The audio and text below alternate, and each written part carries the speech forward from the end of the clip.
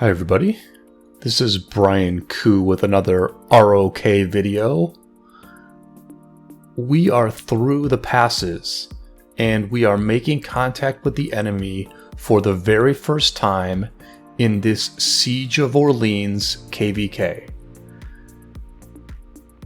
It's a highly competitive A seed battle, and this fight that we're in right now, right off the bat, was a very key moment that happened as soon as this zone began. The unique thing about Zone 6 in Siege of Orleans is that one side can win the majority of the Zone 5s, and that will give them extra entrances into Zone 6. And so what we were faced with here is that our team, which is a combination of Kingdom 1770 and 1718, we all were going through the same two passes, whereas the enemy had, I think, 4 or 5 passes to get into this zone, and they also had a very good chance right off the bat to control about 2/3 of this zone, because they were not only entering from the north side of the zone where we were nowhere near them, but this kingdom we're fighting right now, 1903, they were able to enter the zone very close to our own passes. And so what they were doing with these early flags was that they were trying to quickly flag to the west and block us from flagging north and getting to the 3 forts that their team had placed in the zone. And this is a unique thing about Siege of Orleans in that the fighting at the very beginning of a zone opening is actually very important in this zone, unlike most other maps. And what we did right here off the bat is that we overwhelmed 1903 in the field. We brought way bigger numbers. From what we've heard from some of their players, we did give them a bit of an oh crap moment when they saw the size of our ball heading towards them. And then very quickly we had to switch from let's just destroy their ball to wondering what can we do with this tactical advantage we've gained by destroying their ball and having our marches all over their territory. Because it's not enough to just win an open field fight. You need to turn that win into some sort of objective value or some objective goal. And what we wanted to do here was we wanted to block them from building flags quickly. Because if we could block them from building flags quickly, then our allies 1718 could very quickly flag north, and they could avoid the blockade that 1903 was setting up. So essentially, as you see me moving my marches around trying to block teleports here, we were using a blockade to prevent 1903's blockade from happening. And we were successful in doing that. 1718 flagged north very quickly. The enemy ended up deleting 3 of the forts they placed because they knew they could not survive. And what we're seeing now is we are seeing the first contact that I and my teammates are making with our primary enemies in this KvK, which is Kingdom 1818. Now, 1818 is a Vietnamese-based alliance full of very, very big whales. Their leader is a player named Cigar King, who had 400 million power at the height of his strength. And the very well-known player Arvix also has a big-time whale account in 1818, and Arvix, along with anyone else using his account, ends up playing a very big role in this KvK. This was just an absolutely massive army that we were up against in Siege of Orleans. And we are fighting them right here for the first time in the KvK. I think that both teams are going to learn over the next couple hours that, hey, our opponents are at least as tough as we expected them to be. There was a lot of hype going into this KvK. There was a lot of trash talk going into this KvK. I think both teams thought that they were going to win. Our opponents in this situation, 1818 and 1903, neither kingdom had lost a KvK in a very long time. 1818 had 6 stars, 903 had 4 stars. But the vast majority of their stars came from Heroic Anthem. And with the state of where Rise of Kingdoms is today, Heroic Anthem is simply a less competitive map than Strife of the Eight, Warriors Unbound, and this map, Siege of Orleans. You just tend to get more casual kingdoms playing Heroic Anthem, and therefore your competition is also a little bit weaker. We were confident simply because in the case of 770, we had a very good migration, and so we knew that we were stronger than we had been in the past here in the Handsome Devils. And then we were assigned a campmate in 1718 that had, I think, 6 stars themselves. They had a lot of kill points. They seemed very organized even before the fighting began. And it's been pretty rare in our time in this game that we're paired with really good allies in our camps. But on the few occasions that it has happened, we've always performed very well. And so we were confident simply because we knew that our camp was incredibly strong. It was probably the strongest camp we'd ever been a part of. And so this first day of fighting, when both teams think they're going to win, when both teams are fighting in a way that, you know, they're playing to win, they're fighting to win, they're not managing the KvK, they're not planning to go hard for one day and then thinking that they'll lose and retreat. No, both teams were just going right at the enemy, playing their normal winning dominant type of game. And what the place that we're fighting at right now, the location we're fighting at, is essentially in the middle of the zone. There is a river that goes through the middle of the zone. The enemy had placed those aggressive forts far south of the river. That part didn't work out. And we just kept pushing forward. And because we won the first couple hours of engagements, we decided to drop an N70C fort far north of the river, about 3 or 4 flags north of the river. And that is really going to be the focal point of this video, is the fight that takes place over this N70C fort that we're trying to get up, and that the enemy will be able to reach in time, and that they want to take down. So right here, you're watching us try to get to the next flag that we need to connect close to the fort. Flags are being put up right now in order to open up teleport space. Flags are also being put up in order to get us as close to the fort as possible.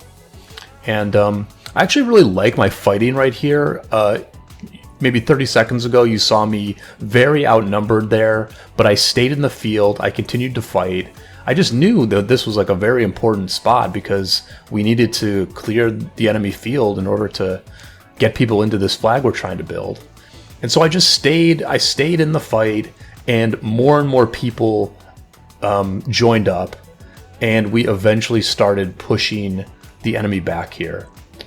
And I think on this first day of fighting, I don't think my march control is that great.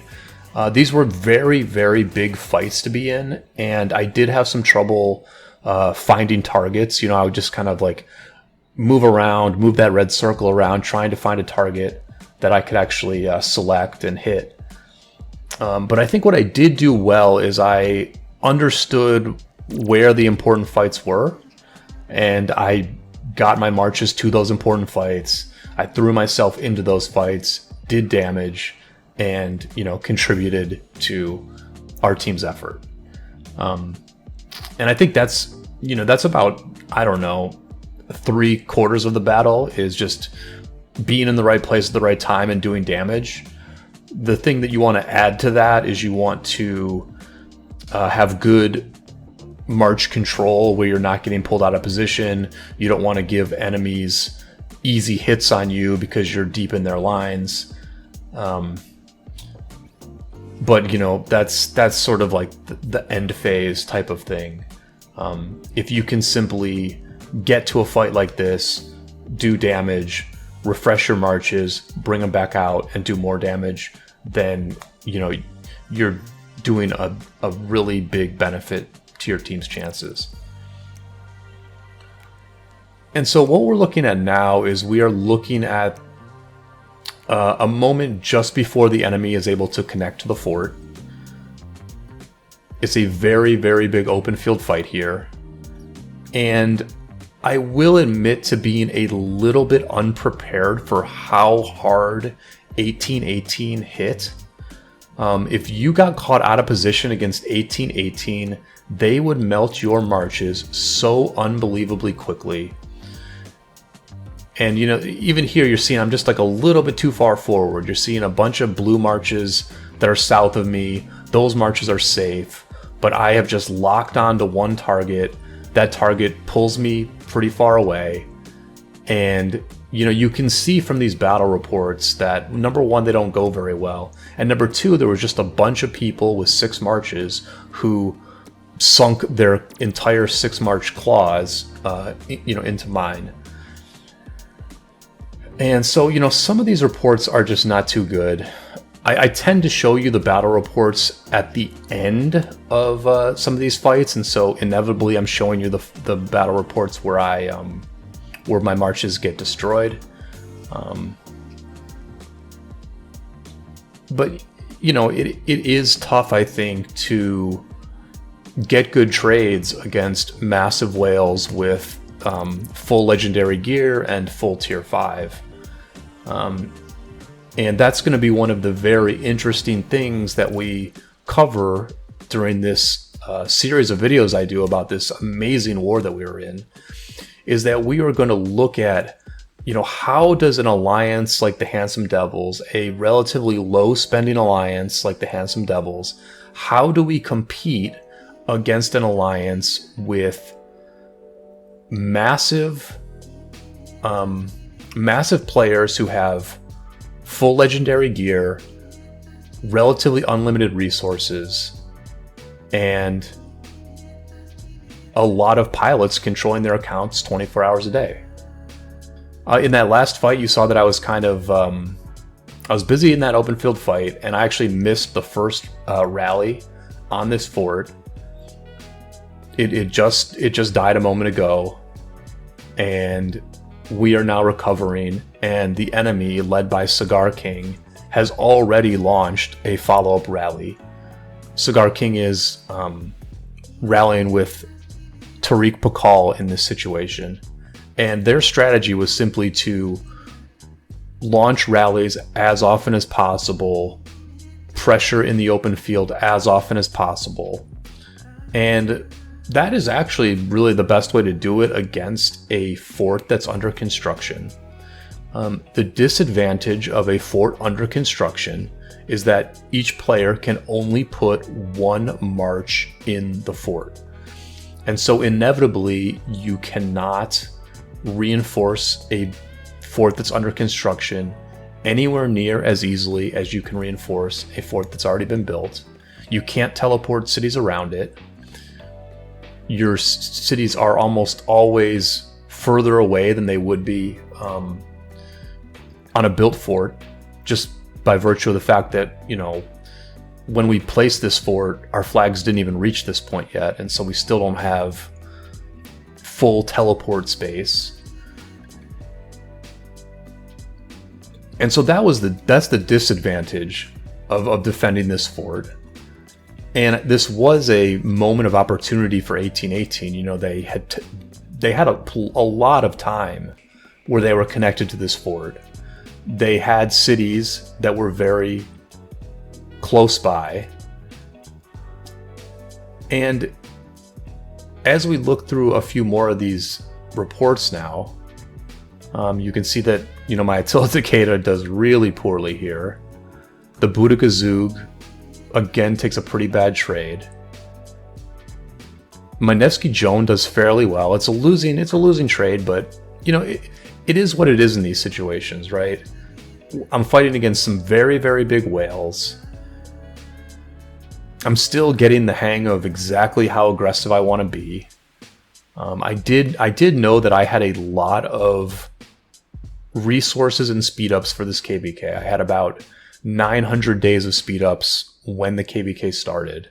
And so my game plan was to be very aggressive, and I didn't really care too much about the trades, especially in a key fight like this. We're looking now at the second rally hitting this fort.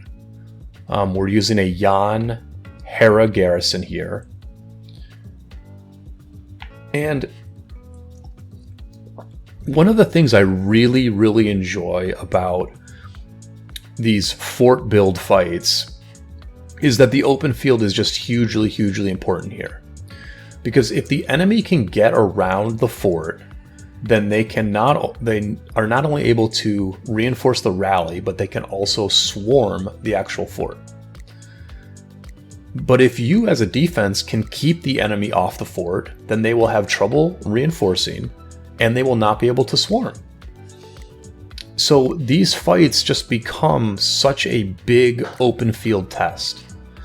And that is what we had in this situation. It was just a balls to the wall, mano-a-mano open field fight. Who is stronger in the open field between these two juggernaut type groups?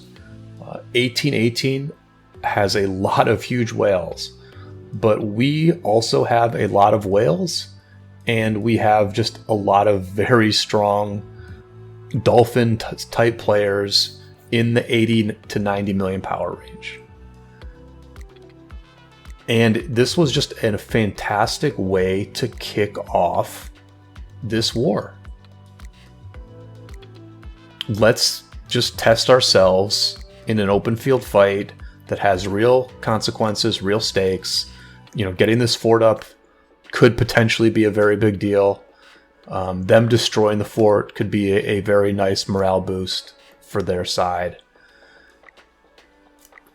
It was just a real fight, a close fight, and it was a sign of things to come in this pretty amazing Siege of Orleans war that we had.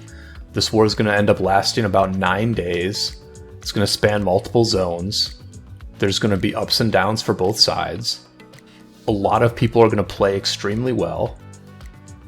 And I think probably this war is it's potentially the most meta-defining war that's taken place in ROK up to this point, simply because this is the post-Zug ROK era. This is the era of Heraclius. This is one of these new KvK formats that has different mechanics like auxiliary skills that makes everyone's march much more powerful and devastating. So here's my swarming on the rally. The Nevsky Joan gets an okay swarm trade. Even the Boudica YSG, I mean, this is not like a great trade, obviously. I'm losing 3-1.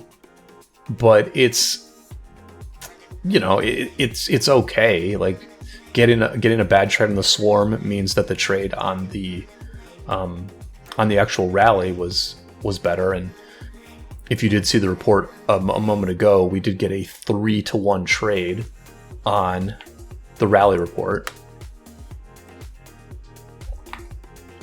And at this point, we're down to about 20 minutes left to go on this fort. We've defended against a number of rallies already. And here, with maybe 14 minutes to go before the fort was finished, the enemy put together a very big ball. And, you know, one thing that was kind of interesting about this KvK was the movement, the movement of the balls. Balls did not stay in place. Balls kind of the leaders, the shot callers, they kind of rotated the balls around. The enemy tried to sort of loop around on us here. And I think they were essentially trying to get closer to the fort. Like, as you can see from the way they looped around, they're actually quite close to the fort at this point. And so I think they did that just to get closer to the fort, make it more possible for them to swarm this fort down.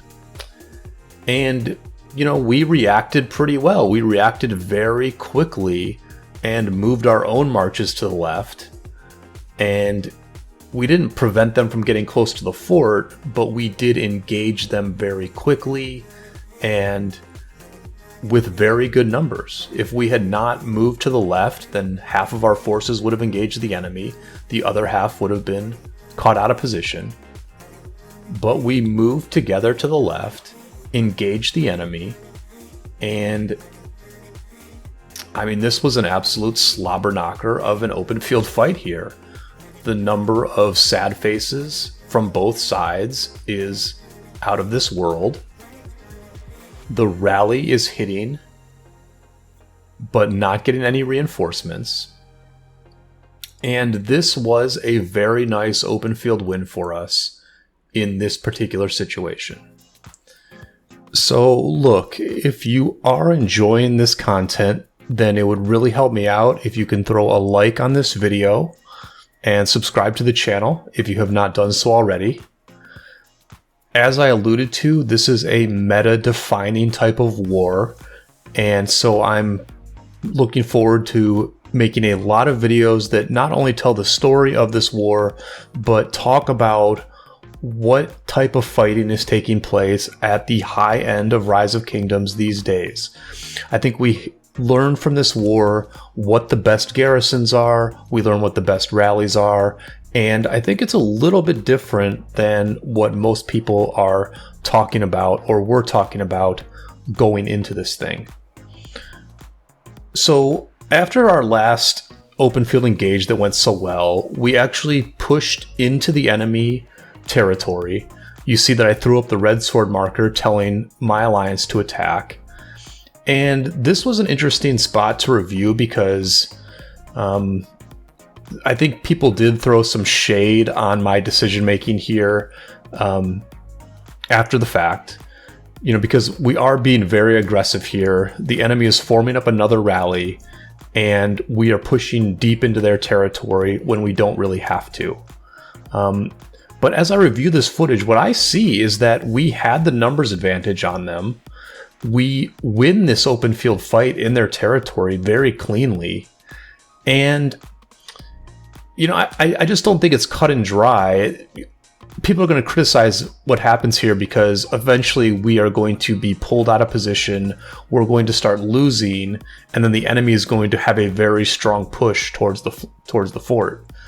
But, you know, I think when you have this kind of an advantage, when you've just won the previous fight, when you have the numbers advantage, it is often the case that it's just right to fight into them.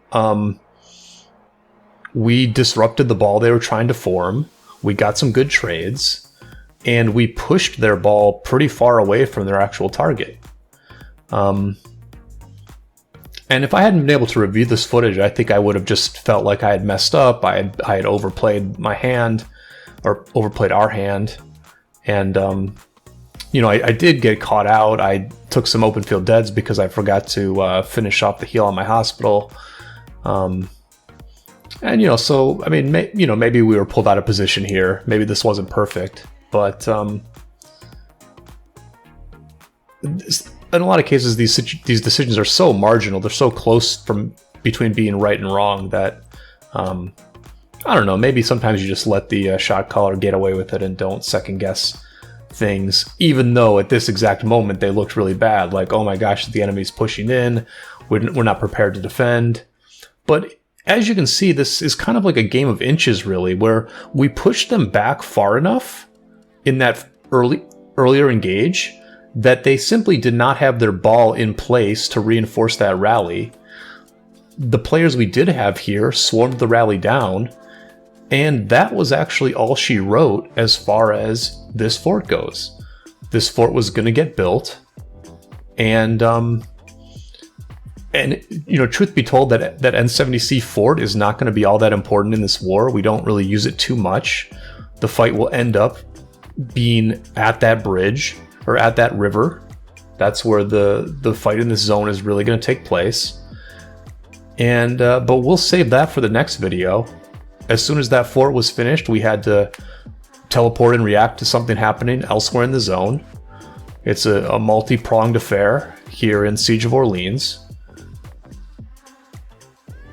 And until next time, I will see you all on the flip side.